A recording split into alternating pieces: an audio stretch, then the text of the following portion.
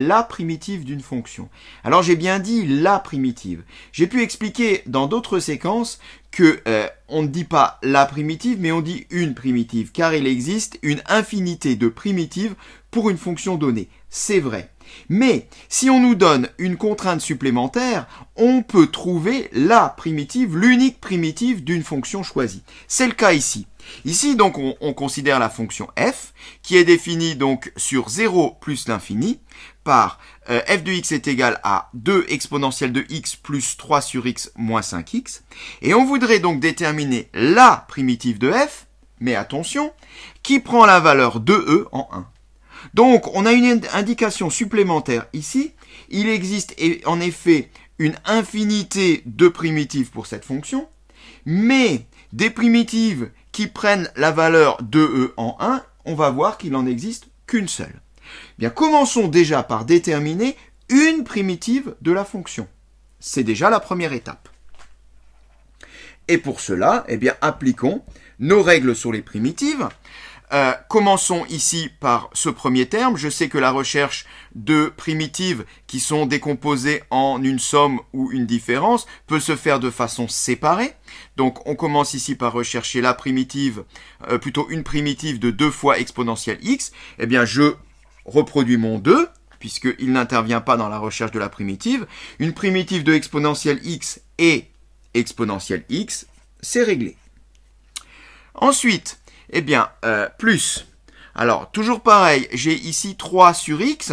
Je connais une primitive de 1 sur x. Une primitive de 1 sur x, c'est ln de x. Une primitive de 3 sur x, eh bien, ça sera juste 3 fois plus. Autrement dit, 3 ln de x.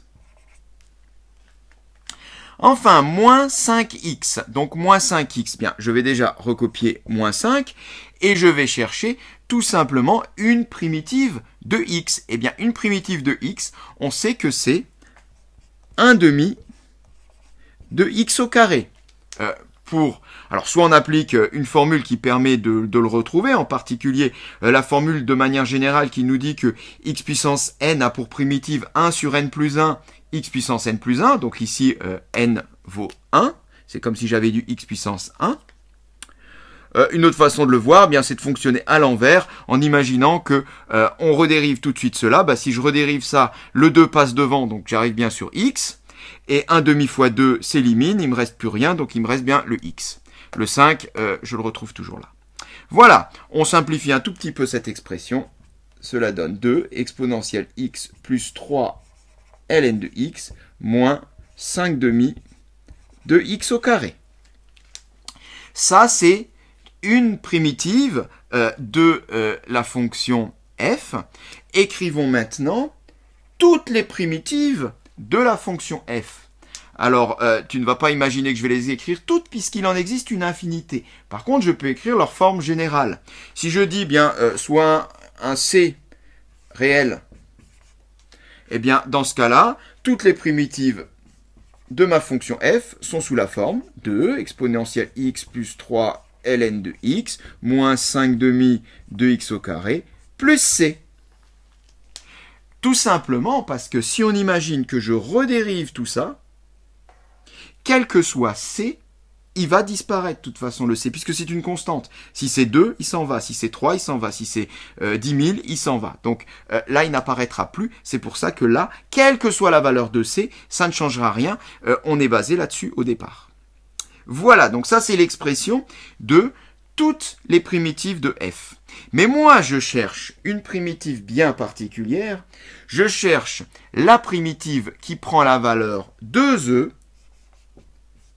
pour x est égal à 1. Je cherche donc la primitive f telle que f de 1 est égal à 2e. Eh bien, écrivons-le. Cela veut dire quoi? Cela veut dire que 2 e de 1 plus 3 ln de 1 moins 5 demi fois 1 au carré plus c est égal à 2e. Alors, tout ça, ça se simplifie assez fortement parce que, alors 2e1, ça fait 2e. ln de 1 fait 0, donc tout ça, ça s'en va. 5 demi fois 1 au carré, ça fait 5 demi. plus C est égal à 2E. Alors, on voit qu'on a 2 ici et 2 ici. Eh bien, ils s'en vont. Donc ici, il me reste 0. Ce qui me donne C est égal à moins 5 demi passe de l'autre côté, plus 5 demi. C est égal à 5 demi. Eh bien, j'en ai fini. Je peux conclure. Si toutes les primitives de f ont cette allure-là, la primitive de f que je cherche, donc la primitive particulière, on peut la nommer f0. Bon, décidément, mon 0 est raté. Voilà. Et la suivante, 2, E de x, plus 3, ln de x, moins 5 demi, x au carré, plus 5 demi. Voilà l'unique primitive qui prend la valeur de E en 1. Et cette séquence est terminée.